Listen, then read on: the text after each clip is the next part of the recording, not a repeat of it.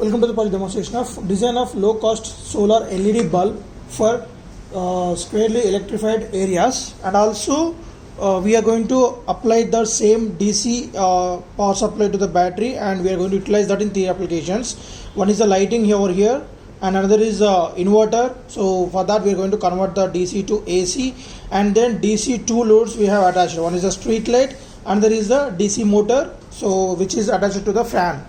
So here we are going to getting the 12 volts 5 watts power from this solar panel, so which is a rechargeable batteries are attached to this one. So there are the two rechargeable batteries, one is a 3.2 volts and there is a 12 volts. So here this is just like person detection lighting application over here. And after that, so the same output voltage which is coming out from the solar panel given as charging voltage input to this charging circuit. So there we can see the light will be on when we play when we get the more lighting on the solar panel. So now it is low lighting, low intensity. So here the output from this solar panel given to the input, on this one we can see one DB107 rectifier, so which is the IC version of full wave bridge rectifier. So these two are the charging circuits. One is for the solar panel S, and there is for the transformer grid.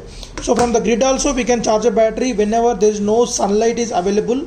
So for that you can just connect the 230 volts AC inputs to the transformer. There we can see one LED indication. So let me explain the charging circuits. On this one, same we can see the DB107 which is used to convert the AC to DC. So we are providing 230 volts AC here, output 12 volts AC.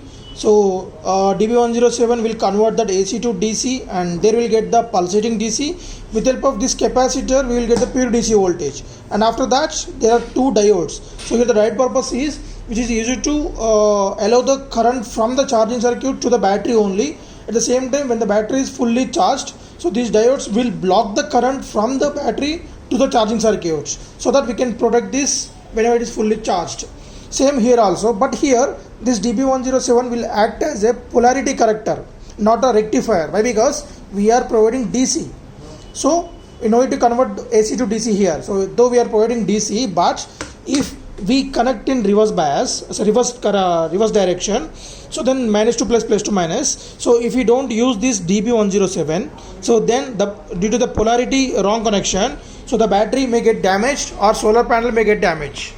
So in order to protect the battery or a source, so we place the DB107 which will take alternating current, either plus or minus or plus. So that will be rectified output directly, polarity corrector. So we will get minus and plus in these two pins. So same that was given as input to the battery through this capacitor. Again same, the diode purpose is to block the current flow from the battery to the sources.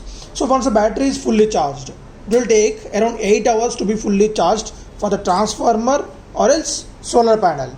So both from the both sources, if we are providing the both sources at a time, so it will be fully charged in duration of 4 hours only. Why? Because we are double the power.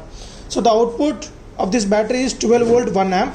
So as we can see, there are the 3 4 volts batteries are connected in series. So we will get 12 volt 1 amp. Each battery is a 4 volt 1 amp. So total 3 into 4, 12 volts. So the 12 volts 1 amp output is given as input to the 3 sources, 3 loads. So one is the inverter which is used to convert the DC to AC, and there is a DC load and the DC street light application.